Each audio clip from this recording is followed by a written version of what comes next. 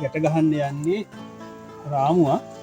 ඉතින් මේ රාමුව ගැට ගහනකොට සාමාන්‍යයෙන් රාමුව ඇතුළට මේ ජනපදේ කපලා තමයි ගැට ගහන්නේ. මේ අවස්ථාව මම ඒ තාක්ෂණික ක්‍රමයේ පාවිච්චි කරන්නේ නැතුව මම ඒකට එක හේතුවක්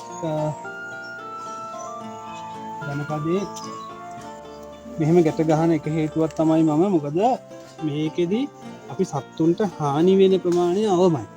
දැන් අපි එළියෙන් තියලා ගැට ගහන්නේ. එතකොට මේකේ තියෙන එක අවාසිදායක තත්ත්වයක් තමයි අපිට නැවත වතාවක් මේ පටි කපනකොට මේ රාමුවට ගැලපෙන්න මේ නැවත වතාවක්. ඒ කියන්නේ අවස්ථා දෙකකදී තමයි අපි පෙට්ටිගත කිරීම ඒ කියන්නේ ස්ථාවර කරන්න ජනපදේ. පළමු අවස්ථාවේදී අපිට ස්ථාවර කරන්න බෑ. මේක අපි යාළුවෝ පෙට්ටියට හුරු කරලා ජනපද ටික රාමු ටික යාළුවගේ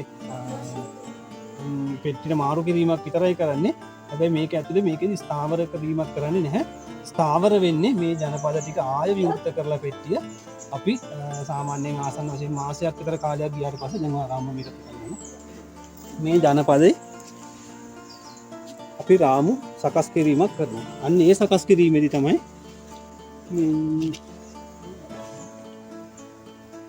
ජනපදේ ස්ථාවර වෙන්නේ. ඒකෙන් පස්සේ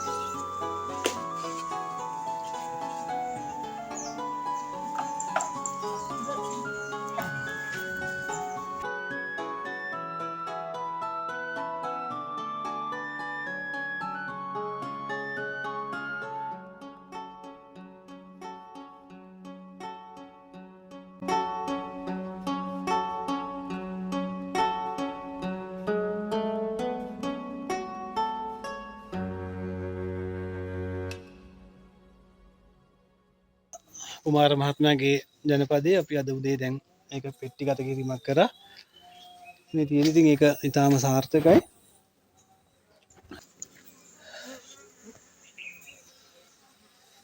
කොටික ඇතුළට ගියා. ඉතින් තව සාර්ථක ජනපදයක් ඒ වගේම මේකේ හොඳට පැණි තිබුණා. පැණි ටිකකුත් අපි අරගත්තා. මේ දැන් මෙයාලට සීනි ටිකක් අපි දෙනවා.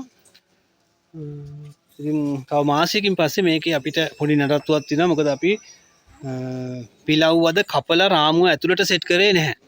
මේකේ තියෙනවා මේකේ පැණි ටික. ඉතින් මේ ගෙදර පොඩි කට්ටිය ගොඩක් ඉන්න නිසා ඉතින් මේ පැණි ටික අපි පොඩි අයට දෙනවා. මොකද යාළුවගේ ආසාවනේ. ඒක නිසා අඹ තැන්න පූජා පිටිය කටුගස්තොට ඒ යවට ඉන්නවනම් අපිත් එක්ක සම්බන්ධ වෙලා මේ වගේ මීමැසි ජනපදයක් ගෙදර ඇති කරන්න මේ පැණි ඔයාලට ගෙදර හොඳම මේ පැණි අරගන්න පුළුවන් අවස්ථාව නොමිලේ ලැබෙනවා. ඉතින් ඒක නිසා සම්බන්ධ වෙලා ඉන්න.